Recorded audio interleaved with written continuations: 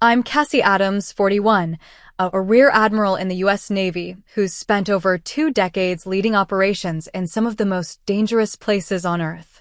For years, I was also my sister's safety net, bailing her out, paying her bills, and cleaning up messes without a second thought. But when she stood up at my own wedding reception, called me a deadbeat, and mocked my service in front of 200 guests, I made a choice that changed everything. Have you ever been humiliated by someone you've sacrificed everything for? Share your story in the comments. You're not alone. Before I get into what happened, tell me where you're watching from. And if you've ever had to stand tall after being disrespected, hit that like button and subscribe for more true stories about boundaries, respect, and reclaiming your worth. What happened next, you won't see coming. I never thought my sister would be the one to teach me that some betrayals cut deeper than enemy fire. But then again, I never thought I'd have 200 Navy SEALs march into my wedding reception either. Life has a way of surprising you, even when you've spent 23 years in the military thinking you've seen everything. My name is Cassie Adams, and until 3 months ago, I believed family loyalty was sacred. I'm a rear admiral in the United States Navy, though most people just see a woman in her 40s who happens to wear a uniform to work. What they don't see is the path that got me here, the deployments, the sleepless nights coordinating operations, the weight of decisions that affect thousands of lives. What they especially don't see is how many times I put my sister Gemma's needs before my own career advancement. Gemma is 2 years younger than me, and from the time we were children, I was her protector. When she forgot her homework, I'd slip her mine during lunch. When she crashed Dad's car at 17, I took the blame and the grounding that came with it. When she dropped out of college junior year to find herself, I quietly paid off her student loans so she wouldn't graduate with debt she couldn't handle. These weren't grand gestures, they were just what you do for family. The pattern continued into our adult lives. Gemma would call me from whatever city she was living in that month, usually around 2 in the morning my time, crying about some crisis. A boyfriend who turned out to be married. A job that didn't work out. Rent she couldn't make. I'd wire money or make calls or simply listen for hours while she talked through her problems. Then she'd disappear for months, only to resurface when the next crisis hit. I never minded. That's what older sisters do, right? You show up. You fix what you can. You love unconditionally. During my deployment to the Persian Gulf in 2018, Gemma got engaged to a man she'd been dating for 6 weeks. She called me via satellite phone while I was coordinating a rescue mission for stranded civilians, sobbing because her fiancé wanted a big wedding, but she had no money. Without thinking twice, I promised to cover the costs when I returned stateside. That engagement lasted exactly 4 months, but I never asked for the money back. When I made Admiral 2 years ago, Gemma was the first person I called. She listened as I described the ceremony, the weight of the new responsibilities, the pride I felt representing every woman who'd fought to break through the military's glass ceiling. Her response was lukewarm at best. "That's great, Kat," she said, but I could hear her scrolling through her phone while we talked. "I'm sure it's a really big deal in your world." Your world. As if military service existed in some separate universe from real life. I should have paid attention to the shift in her tone, but I was too caught up in my own excitement. Besides, Gemma had always been a little self-absorbed. It wasn't malicious, just her way of processing things. The changes became more noticeable during family gatherings. At Christmas dinner last year, when our parents asked about my latest assignment overseeing naval intelligence operations in the Pacific, Gemma interrupted with a story about her new yoga instructor. When I mentioned the commendation I'd received for restructuring our cybersecurity protocols, she rolled her eyes and said, "Kat's always been such an overachiever." She'd started hanging around with a crowd of social media influencers and wannabe entrepreneurs in Los Angeles, people who measured success by Instagram followers and brand partnerships. In their world, military service was either something to be pitted, "Oh, you poor thing, you had to join the military," or dismissed as a government handout. Gemma began absorbing their perspectives like a sponge. During my engagement party 6 months ago, she made a joke about how I was finally ready to settle down like a normal person. The guests laughed, but there was an edge to her comment that made my jaw tighten. I let it slide. Wedding planning was stressful for everyone. But the comments kept coming. Small digs about my regimented lifestyle. Jokes about military wives being professional dependents. Questions about what I'd do in the real world after I retired. Each comment felt like a paper cut, minor on its own, but they were starting to add up. 2 months before my wedding, Gemma asked if she could bring a +1 to the reception. Of course, I said. Who is it? This guy Derek I've been seeing. He's got this amazing startup idea. He's developing an app that connects pet owners with pet influencers. It's going to be huge. I bit back my first 3 responses and settled on, that sounds interesting. He's actually looking for investors, she continued. I know you probably have some money saved up from all those years of free military housing and food. Free housing and food. As if combat pay and hazard duty compensation were government welfare instead of earned benefits for serving my country in dangerous situations.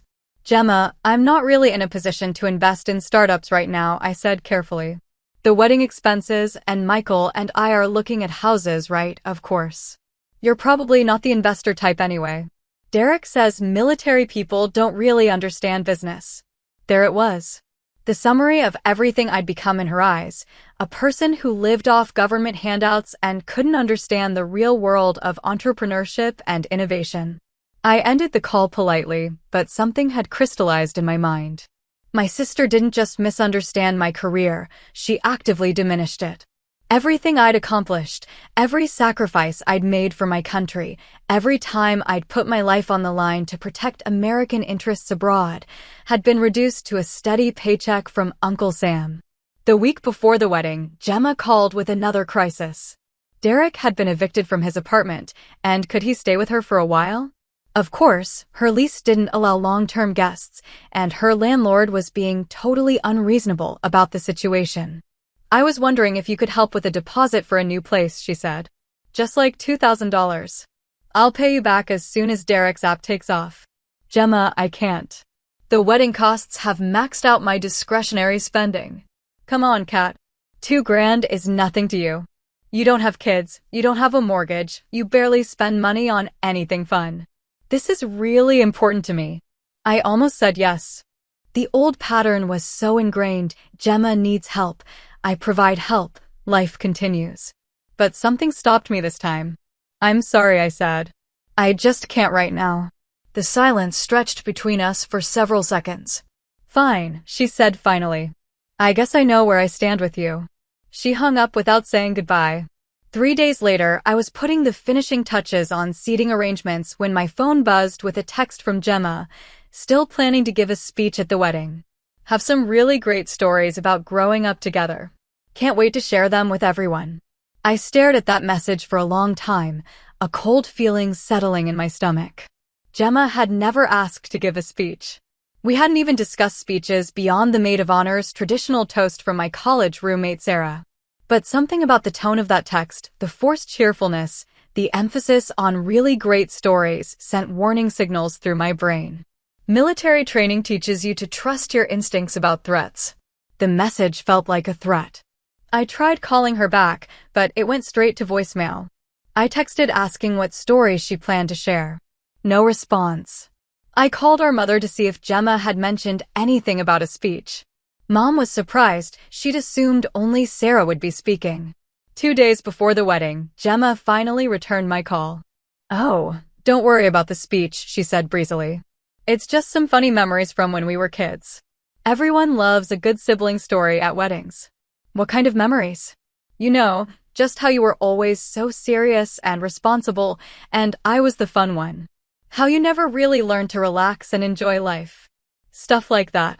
My chest tightened. Gemma, I'd prefer if you didn't give a speech. Sarah's handling the maid of honor toast, and we want to keep things simple.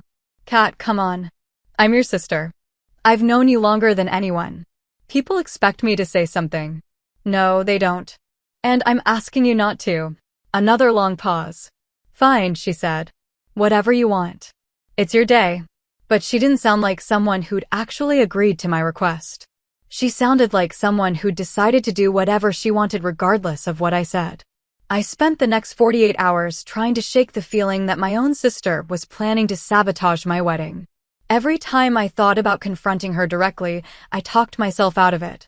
Family drama was the last thing Michael and I needed right before our wedding day. Maybe I was overreacting. Maybe the stress of wedding planning was making me paranoid. Maybe Gemma would remember that she loved me and act accordingly. I should have known better. In 23 years of military service, I'd learned that hoping for the best while failing to prepare for the worst is how good people get hurt. But somehow, when it came to my sister, I kept making the same mistake over and over again. I kept believing that family loyalty ran both ways. The morning of my wedding, I woke up at 0500 hours out of habit, even though I had nowhere to be until noon. Michael was staying at his brother's place, following tradition, so I had the house to myself.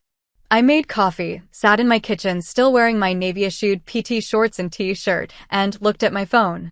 No messages from Gemma. No last-minute apologies or clarifications about the speech situation.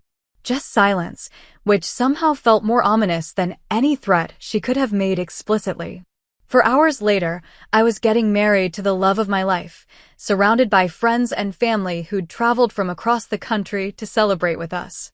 Everything should have been perfect. And it would have been, if I hadn't spent 23 years teaching my little sister that she could count on me to absorb any damage she wanted to inflict.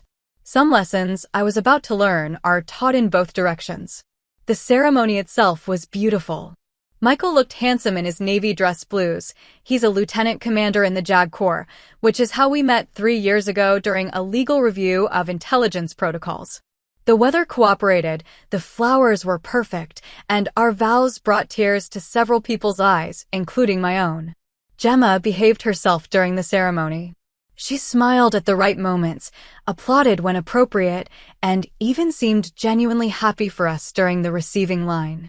I started to think I'd been wrong about her intentions. I should have remembered that the ceremony is just the warm-up.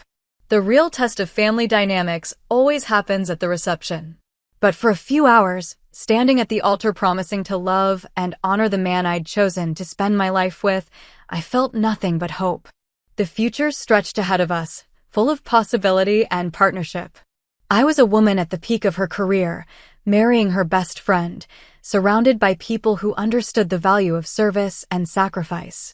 It never occurred to me that my own sister didn't belong in that category.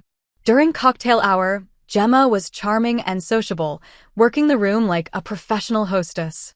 She complimented the bridesmaids' dresses, made small talk with my Navy colleagues, and even seemed to hit it off with Michael's parents. Several people commented on how lovely she looked, how funny she was, how lucky I was to have such a vivacious sister. "She's got such a great energy," said Commander Patricia Walsh, my former XO. "Very different from you, but in a good way." I should have heard the warning in that observation, but I was too busy feeling relieved that Gemma was behaving normally. Maybe I really had been overthinking the whole situation. Maybe my sister was going to remember that she loved me after all. The reception started smoothly. Dinner was served without incident, the band was excellent, and Michael and I managed our first dance without either of us tripping. Sarah gave a beautiful maid of honor speech that had everyone laughing and crying in equal measure. She talked about our friendship through college and beyond, about how proud she was of my military service, about how perfect Michael was for me. "Cassie has spent her entire adult life serving others," Sarah said, raising her champagne glass. "First her country, then her friends and family, and now Michael. She's the most selfless person I know, and she deserves all the happiness in the world." The applause was warm and genuine. I felt surrounded by love and respect. This was what I'd wanted, a celebration of the life Michael and I were building together, witnessed by the people who mattered most to us. Then Gemma stood up. She hadn't been on the list to speak. She hadn't asked permission. She simply rose from her seat at the family table, picked up a microphone that had been left on the head table, and began talking. "I guess it's my turn," she said with a laugh. "I mean, I am the sister." The room quieted politely. Gemma was poised and confident, smiling broadly as she looked around at the assembled guests. She was wearing a stunning emerald green dress that complemented her blonde hair perfectly. She looked like exactly what she was, a beautiful, charming woman who knew how to command attention. "I've known Cassie my whole life," she began, "and I have to say, she's always been exactly the same person. Serious, responsible, completely predictable. Some people might call that boring, but I prefer to think of it as reliable." A few people chuckled. The comment skirted the edge of appropriate, but it wasn't quite an insult. Yet, growing up, Kat was always the one with the plan. She had her whole life mapped out by the time she was 16, military academy, Navy career, probably die at her desk with a stack of paperwork in front of her. Very admirable, in its own way. More nervous laughter. I could feel the room's energy shifting slightly. This wasn't the warm, celebratory tone people expected from a sister's wedding speech. "The thing about my sister," Gemma continued, "is that she's never really learned how to live in the real world. I mean, she's been living off the government since she was 18 years old. Free housing, free food, guaranteed paycheck, full benefits, early retirement. It's basically the ultimate safety net." My blood turned to ice water. The room went very quiet. "Don't get me wrong," Gemma said with another bright smile. "There's nothing wrong with being a total deadbeat if that works for you. Some people are just more comfortable when someone else is taking care of all the hard decisions." Deadbeat. She'd called me a deadbeat at my own wedding, in front of 200 guests, while I sat frozen in my chair wearing a white wedding dress and a smile that suddenly felt painted on. The silence in the room was deafening. Nobody was laughing now. People were looking at each other, at me, at Gemma, unsure whether this was some kind of joke they weren't getting. Gemma, oblivious to the horror she'd just unleashed, kept talking. "But hey, that's what makes us such a good team, right? I'm out here in the real world, taking risks, building businesses, actually contributing to the economy. And Kat's got her nice, safe, government job where she can't get fired and doesn't have to worry about making a profit or dealing with competition. It's like we balance each other out." Every word was a knife between my ribs. She was describing my military service, my deployments to war zones, my responsibility for intelligence operations that kept Americans safe, my leadership of thousands of sailors and Marines, as if it were welfare fraud. Michael reached over and took my hand under the table. His grip was tight, supportive, but I could feel his anger radiating through his fingers. Around us, my military colleagues sat in stunned silence.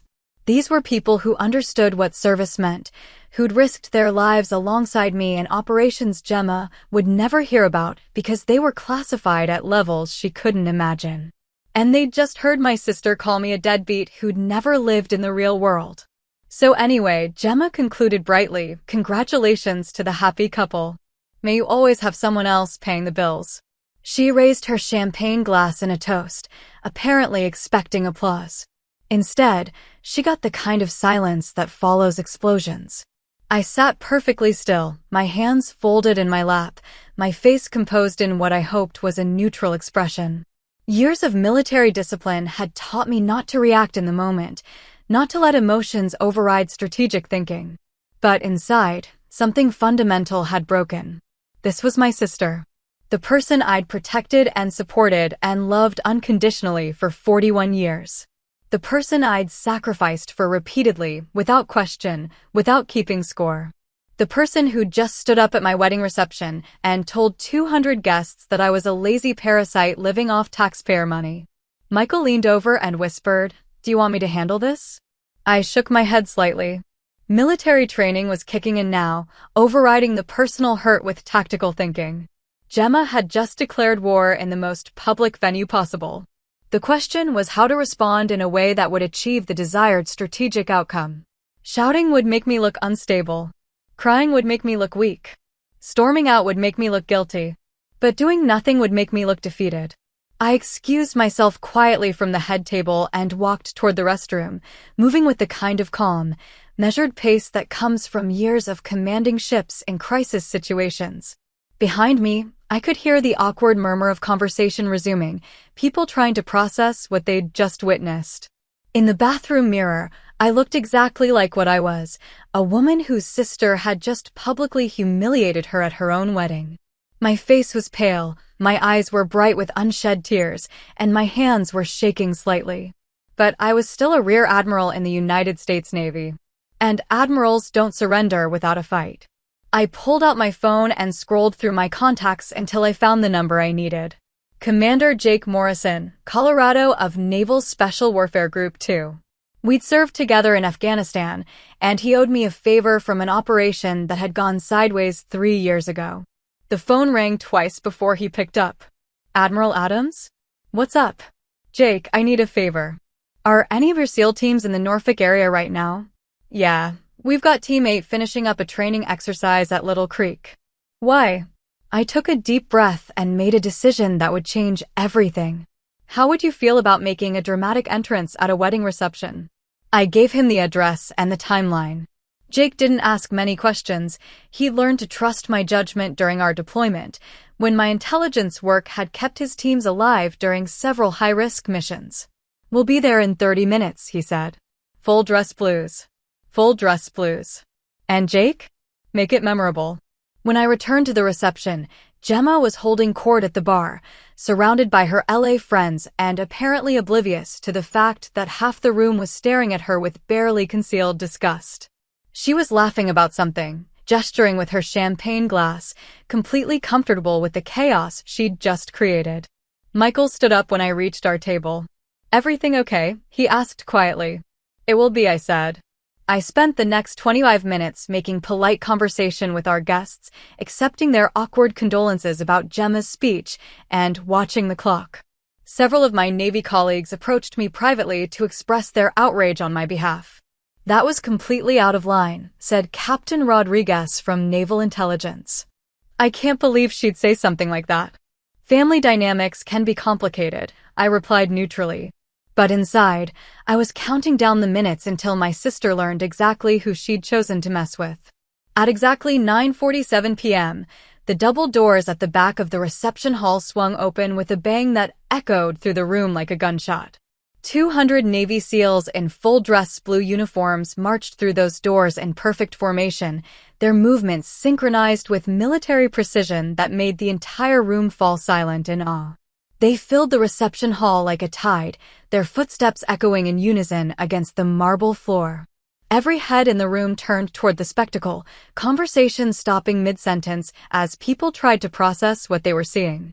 The formation moved with the kind of disciplined coordination that takes years to perfect, each SEAL maintaining perfect spacing and timing as they arranged themselves in precise rows facing the head table. The effect was breathtaking, like watching a piece of military choreography performed by the most elite warriors in the world. Commander Morrison stepped forward from the front rank, his uniform immaculate, his bearing commanding enough to make every civilian in the room straighten their shoulders unconsciously.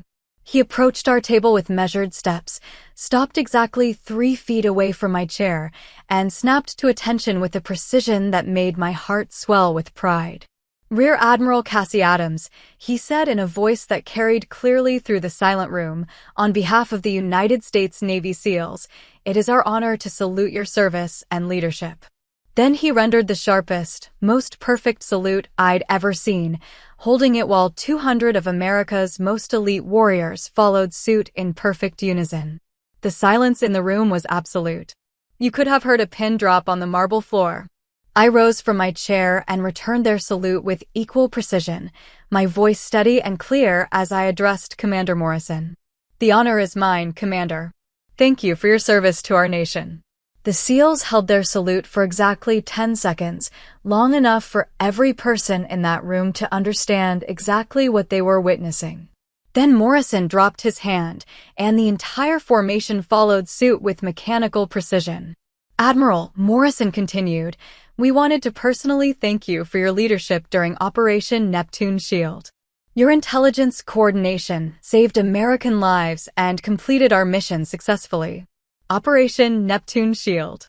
A classified anti-terrorism operation in the Persian Gulf that Gemma would never hear about in any detail, but which had resulted in the capture of a high-value target and the prevention of an attack on American naval assets. Outstanding work by outstanding warriors, I replied. The success belonged to your teams. The exchange was professional, respectful, and completely authentic. These men had served under my operational command. They were here because they respected me as a leader and as a warrior. The applause started slowly, a single pair of hands from somewhere in the room, then another, then a building wave of sound that filled the reception hall with genuine admiration and respect.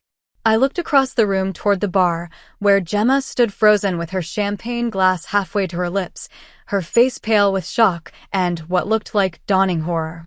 For the first time in my life, my little sister was seeing me as other people saw me. Not as a boring older sibling with a government job, but as a leader who'd earned the respect of some of the most elite warriors in the world. Commander Morrison stepped back and nodded to his formation. SEALs, attention. 200 men snapped to attention in perfect unison. Honor guard, present arms. The front rank of SEALs drew their ceremonial swords in a synchronized movement that gleamed under the reception hall lights. The blades caught the light like silver lightning, creating a visual spectacle that left several guests audibly gasping. For service above and beyond, Morrison announced, for leadership under fire, and for dedication to protecting American lives and interests around the world, we salute Rear Admiral Cassie Adams. The sword salute lasted exactly 15 seconds. Then the blades were sheathed with the same synchronized precision, and the formation began to file out of the reception hall in reverse order, their footsteps echoing in perfect rhythm against the marble floor. As they passed our table, each SEAL nodded respectfully in my direction. Several stopped briefly to shake Michael's hand and congratulate him on marrying one of the finest officers in the Navy. The entire display lasted exactly 8 minutes from start to finish. When the last SEAL disappeared through the double doors, the reception hall erupted in applause that lasted for nearly 3 full minutes. I remained standing throughout the ovation, accepting the congratulations and handshakes from guests who were now seeing me in an entirely different light. Military colleagues who'd served with me weren't surprised by the SEALs' tribute. They understood what it meant to earn that level of respect from elite warriors. But the civilian guests, including Gemma's LA friends, were clearly stunned by what they'd just witnessed. "Holy shit," I heard one of them whisper to another. "She's like, actually a really big deal." Gemma had disappeared from the bar area. I spotted her near the back of the room, standing alone with her back against the wall, staring at me with an expression I'd never seen on her face before. She looked like someone who'd just realized she'd been playing chess with a grandmaster while thinking she was playing checkers. Michael squeezed my hand as the applause finally died down. "That was incredible," he said quietly. How did you? "I made a phone call," I said simply. The rest of the reception was a completely different event from the one Gemma had tried to sabotage with her speech. Guests who'd been avoiding eye contact with me after her deadbeat comment were now lining up to shake my hand and express their respect for my service. Several people apologized for not understanding the significance of my career before witnessing the SEALs' tribute. Others asked thoughtful questions about military service and what it meant to command operations in combat zones. Gemma remained at the back of the room for the rest of the evening, nursing the same glass of champagne and looking like she wished she could disappear entirely. She left before the reception ended, slipping out without saying goodbye to me or Michael or our parents. I watched her go, feeling nothing but a deep, settled sense of finality. 23 years of unconditional loyalty to someone who saw me as a deadbeat living off government handouts. 23 years of believing that family meant supporting each other regardless of cost. 23 years of being wrong about who my sister really was. But 8 minutes was all it took for 200 Navy SEALs to show a room full of people who I really was. Sometimes the truth doesn't need explanation. Sometimes it just needs the right moment to reveal itself. And sometimes your little sister needs to learn that the woman she's been taking for granted isn't someone she can afford to underestimate. The lesson was taught. Whether Gemma would learn from it remained to be seen. But I was done being her teacher. From now on, she could figure out life's lessons on her own. 3 days after the wedding, while Michael and I were on our honeymoon in Tuscany, Gemma called. I let it go to voicemail. She called again 6 hours later. Another voicemail. By the end of our first day in Florence, she'd left 7 messages. I didn't listen to any of them. Michael and I spent a week exploring Italian hill towns, touring vineyards, and talking about our future together. We discussed duty stations, career timelines, and the possibility of children. We made love in a centuries-old villa and ate breakfast on terraces overlooking olive groves. It was exactly the peaceful, romantic honeymoon we'd both needed. Gemma's name didn't come up once. When we returned to Norfolk, there were 14 more voicemails from my sister, plus a series of increasingly desperate text messages. I deleted them all without reading past the first few words of each one. My mother called 2 days after we got home. "Cassie, Gemma is beside herself. She says she's been trying to reach you since the wedding, and you won't return her calls." "That's correct. Honey, I don't know what happened between you two, but she's your sister. Whatever it was, I'm sure you can work it out." I took a deep breath. My mother had always been a peacemaker, someone who believed that family disagreements should be smoothed over quickly for the sake of harmony. She hadn't heard Gemma's speech. She'd been in the bathroom during that particular moment, so she didn't understand why I was suddenly unwilling to take my sister's calls. "Mom, Gemma called me a deadbeat at my own wedding reception. In front of 200 guests. She said I've never lived in the real world and that I'm basically a welfare recipient living off government handouts." The silence on the other end of the line stretched for nearly 30 seconds. "She said what?" "She gave an impromptu speech about how I'm a lazy parasite who's never contributed anything meaningful to society. She called military service a safety net for people who can't handle real jobs." "Cassie, that can't be right. Gemma wouldn't say something like that. Ask anyone who was there, Mom. Ask Michael. Ask Sarah. Ask any of the 200 people who heard it." Another long silence. "I had no idea," my mother said finally. "I'm so sorry, honey. That's completely unacceptable." Yes, it was. And until Gemma understands why it was unacceptable and makes a genuine effort to repair the damage she caused, I don't have anything to say to her. But she's been calling constantly. She's crying every time we talk. She says she doesn't understand why you're so angry. Then she's lying to you, Mom, because what she said was crystal clear. There's no possible way to misinterpret calling someone a deadbeat. I could hear my mother struggling with this new information. Gemma had always been her baby, the one who needed protecting and understanding. I was the strong one, the one who could handle anything, the one who didn't need emotional support. "What can I do to help fix this?" she asked finally. "Nothing. This is between Gemma and me. If she wants to repair our relationship, she knows how to reach me. But I'm not going to pretend this didn't happen for the sake of family peace." 2 weeks later, Gemma showed up at my house. I was in my home office, catching up on intelligence reports, when the doorbell rang. Michael was at the base, so I answered it myself. Gemma stood on my front porch looking smaller than I remembered, wearing jeans and a sweater instead of her usual designer clothes. Her hair was pulled back in a ponytail, and she wasn't wearing makeup. She looked like the younger sister I'd grown up with, instead of the LA socialite she'd become. "Hi," she said quietly. "Can we talk?" I didn't invite her in immediately.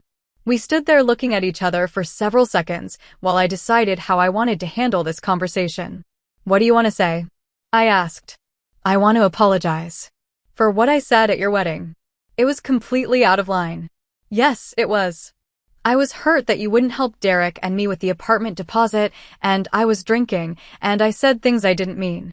I studied her face carefully. Gemma had always been good at apologies that sounded sincere, but didn't actually take responsibility for the underlying problem. "What specifically are you apologizing for?" "For embarrassing you at your wedding. For saying those things about your career." "What things, Gemma?" She shifted uncomfortably. "You know, the stuff about the military being a safety net." "I want you to say it. I want you to repeat what you called me." Her face flushed red. "Kat, come on. Do I have to?" "Yes. You have to. If you're apologizing for something, you should be able to say what you're apologizing for." Gemma stared at the ground for a long moment. "I called you a deadbeat," she said finally. "And I said you'd never lived in the real world. And I implied that military service isn't a real job." "You didn't imply it, Gemma. You said it directly. You said I've been living off the government since I was 18, and that I don't contribute to the economy like you do." Tears started running down her cheeks. "I know. I'm sorry. I was wrong. Why were you wrong? Because you serve your country. You risk your life to protect people. What you do is important. It sounded like something she'd rehearsed, but there was genuine emotion behind the words. Gemma wasn't a sociopath. She was capable of remorse when she really understood the impact of her actions. How do you think our military colleagues felt when they heard you call me a deadbeat? I asked. Probably pretty angry. How do you think Michael felt? Horrible. I know I ruined your wedding day. You didn't ruin it, Gemma. But you certainly tried to. She was crying harder now, and I felt a familiar tug of sympathy. This was the pattern we'd always followed. Gemma would hurt me, then cry until I forgave her, then we'd go back to normal until the next time. But I wasn't ready to go back to normal. Not yet. Come inside, I said finally. We sat in my living room, Gemma on the couch and me in the chair across from her. She looked around at the military commendations on my walls, the photos of me with various commanding officers and foreign dignitaries, the bookshelf full of strategic studies and intelligence analysis. I never really understood what you do, she said quietly. No, you didn't. And you never bothered to ask. I know. I guess I was jealous. Of what? Of how accomplished you are. How respected. How put together. I felt like such a failure compared to you. This was closer to honesty than Gemma usually managed, but I wasn't ready to let her off the hook yet. So your response was to tear me down publicly? I thought if I could make you look bad, maybe I'd feel better about myself. How did that work out for you? Gemma laughed bitterly. Well, considering that 200 Navy SEALs showed up to prove how wrong I was, not great. Those men served under my command in combat zones, Gemma. They came to honor someone who'd earned their respect through years of hard work and sacrifice. They didn't come to embarrass you. They came because they believe I'm worth honoring. I know. I get it now. I really do. Do you? Because this isn't the first time you've dismissed my career. It's just the first time you did it publicly. Gemma was quiet for a long moment. You're right. I've always thought of the military as, I don't know, something people do when they can't figure out what else to do with their lives. And now? Now I realize I was completely ignorant. And ungrateful. You've been protecting me my whole life, and I never even thanked you for it. I leaned back in my chair, studying my sister's face. The tears seemed genuine, and for the first time in years, she was looking directly at me instead of checking her phone or glancing around the room. Gemma, I need you to understand something. What you said at my wedding wasn't just hurtful, it was fundamentally wrong. I don't live off government handouts. I earn my pay through service that most people couldn't handle. I've been shot at, I've made life and death decisions for thousands of people, and I've sacrificed personal relationships and opportunities to serve my country. When you called me a deadbeat, you weren't just insulting me, you were insulting every person who's ever worn a uniform. I know that now. Do you? Because knowing it intellectually and truly understanding it are different things. Gemma wiped her eyes with the back of her hand.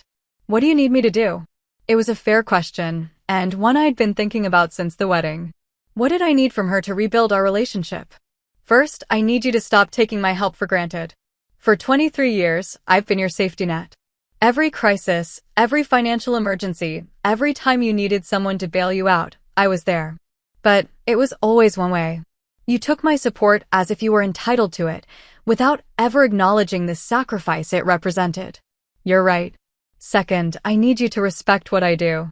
You don't have to understand military strategy or intelligence operations, but you need to stop treating my career like it's less legitimate than whatever you're doing.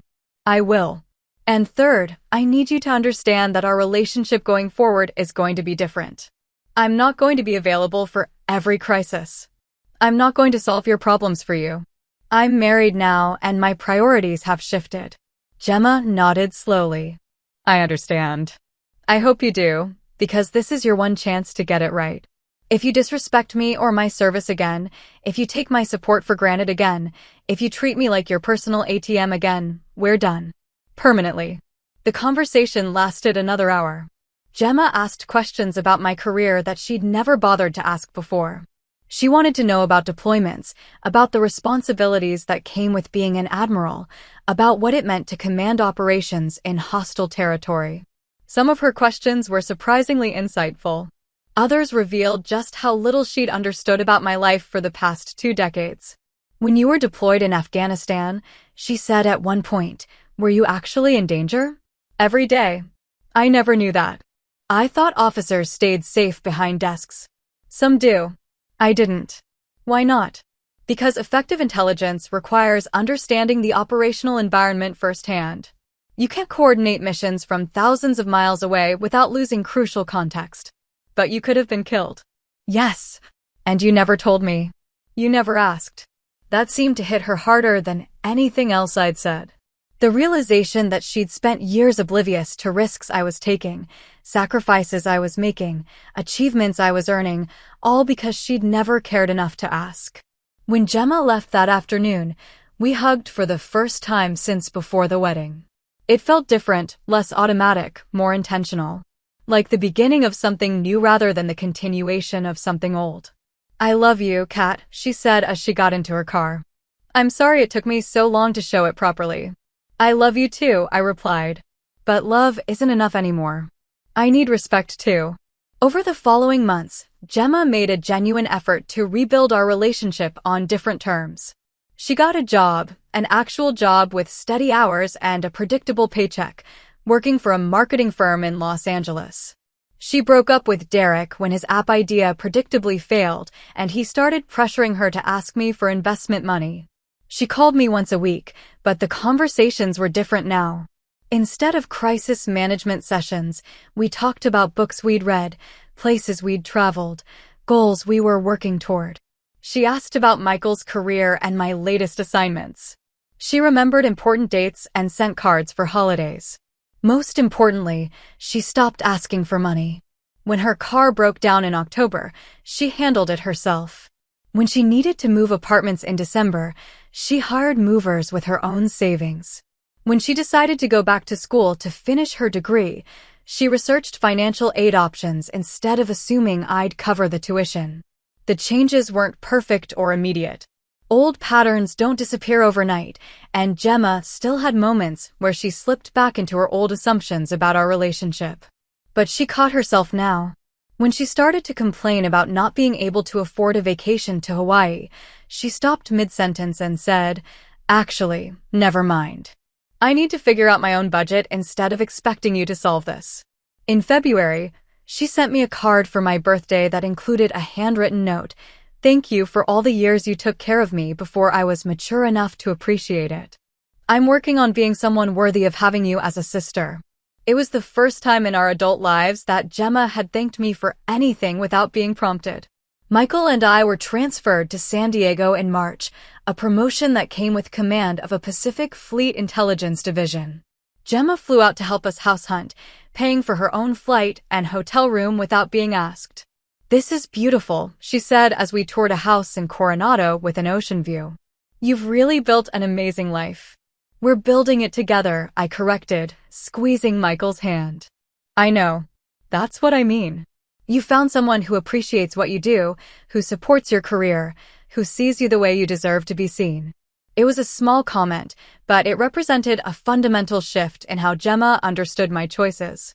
Instead of seeing my military career as something that had prevented me from having a real life, she was beginning to understand that it was the foundation of the life I'd chosen to build.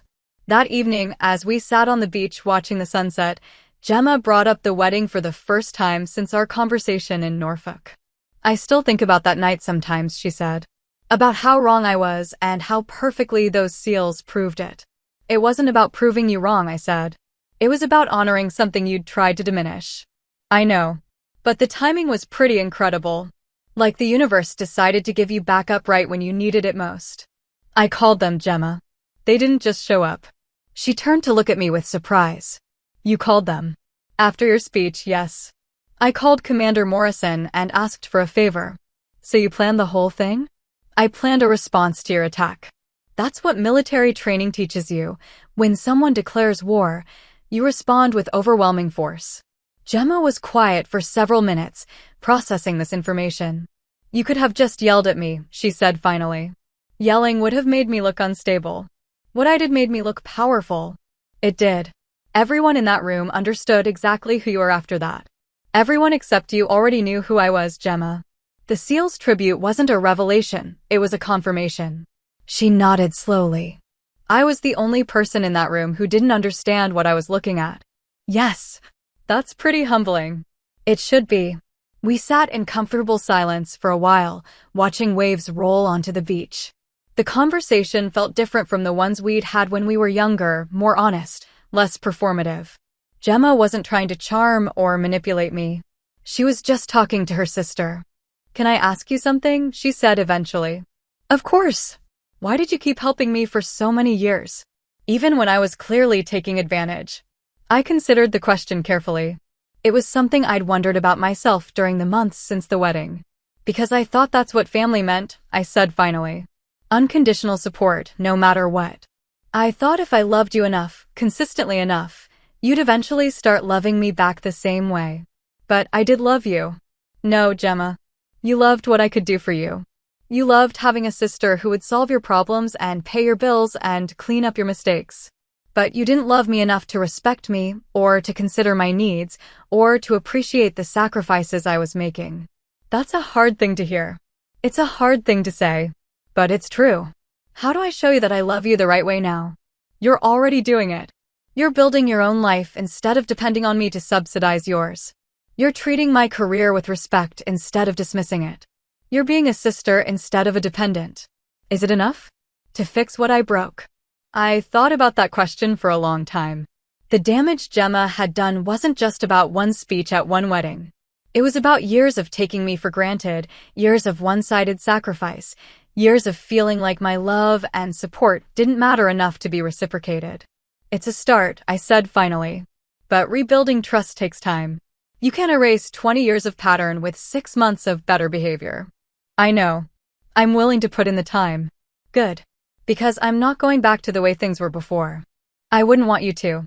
That conversation marked a turning point in our relationship. For the first time since we were children, I felt like Gemma and I were relating to each other as equals instead of as caretaker and dependent. 6 months later, Gemma was promoted to account manager at her marketing firm. She called to tell me the news, excited and proud in a way I hadn't heard from her since high school. "They said I have a real talent for client relations," she said.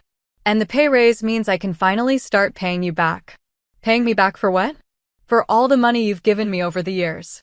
I've been keeping track, and I think it's somewhere around $30,000. I was quiet for a moment, surprised by the offer. In all our years of financial emergencies and bailouts, Gemma had never even acknowledged that the money represented a loan rather than a gift. "Gemma, you don't owe me money." "Yes, I do.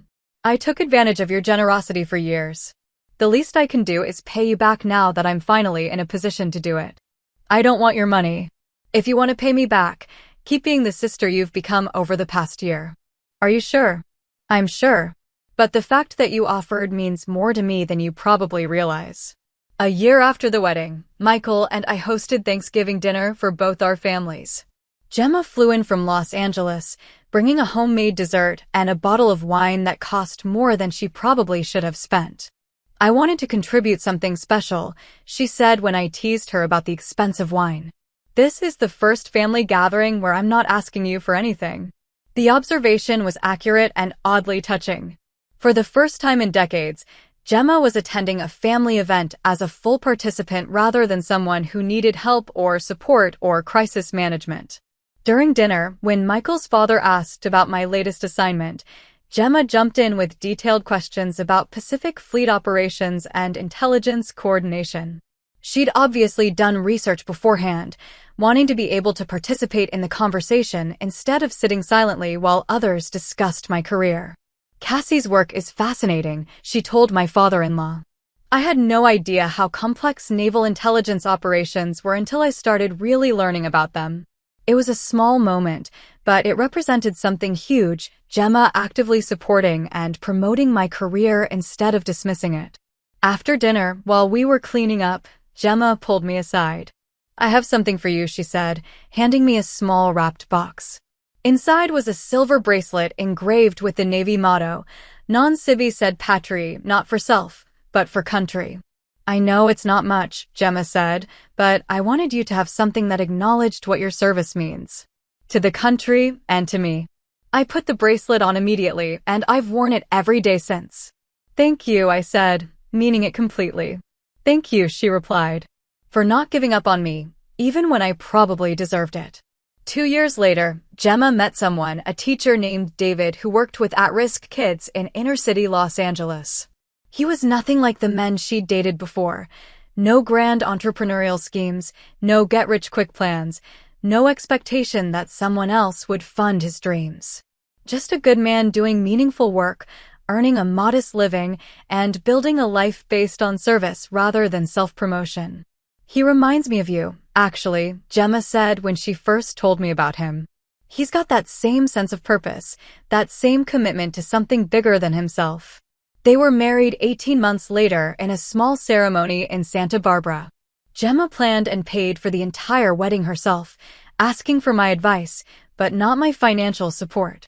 During her maid of honor speech, she talked about how David had taught her the difference between wanting someone who would take care of her and wanting someone she could build a life with. My sister Cassie has always been my example of what strength and integrity look like, she said, raising her glass toward me. It just took me way too long to be smart enough to follow that example. The applause was warm and genuine. Looking around the room at the faces of Gemma's friends and colleagues, I could see respect and affection rather than the superficial charm-seeking I'd observed at her old LA gatherings. These were people who knew the real Gemma, not the version who'd tried to build herself up by tearing others down, but the woman who'd learned to find her own strength and use it to support the people she loved. After the ceremony, David's father approached me at the reception. Gemma talks about you constantly, he said. She's so proud of her sister, the Admiral. I'm proud of her too, I said, and meant it completely. She said you taught her what real strength looks like. She taught herself. I just stopped enabling the alternative. The conversation might have ended there, but he continued. She also said you showed her that sometimes love means setting boundaries instead of just saying yes to everything. That observation stayed with me long after the reception ended. It captured something essential about what had changed between Gemma and me, not just her behavior, but my willingness to demand the kind of relationship I deserved instead of accepting whatever she was willing to offer.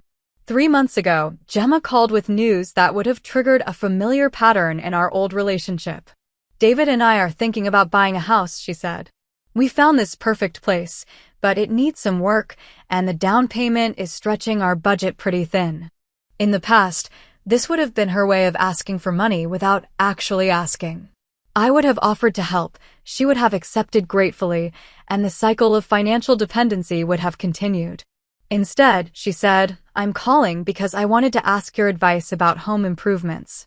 You and Michael have renovated 2 places now, and I thought you might have some tips about what to prioritize.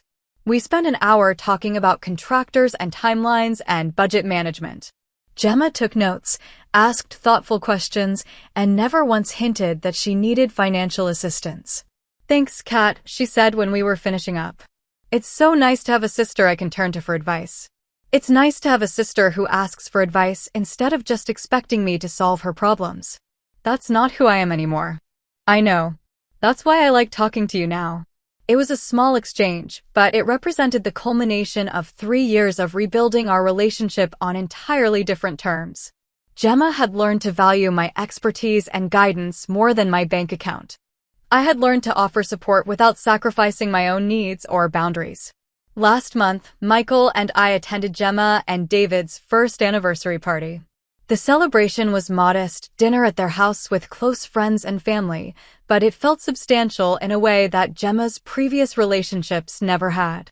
During the evening, one of David's colleagues mentioned that Gemma had been volunteering with his after-school program, helping kids with college application essays and scholarship research.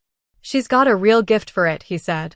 The kids connect with her because she's honest about her own struggles. She doesn't pretend life is easy, she just shows them that it's possible to learn and grow and build something better. Hearing that Gemma was using her own experiences to help other people make better choices felt like the final confirmation that she'd genuinely changed. She wasn't just behaving better toward me, she'd fundamentally shifted how she approached relationships and responsibility.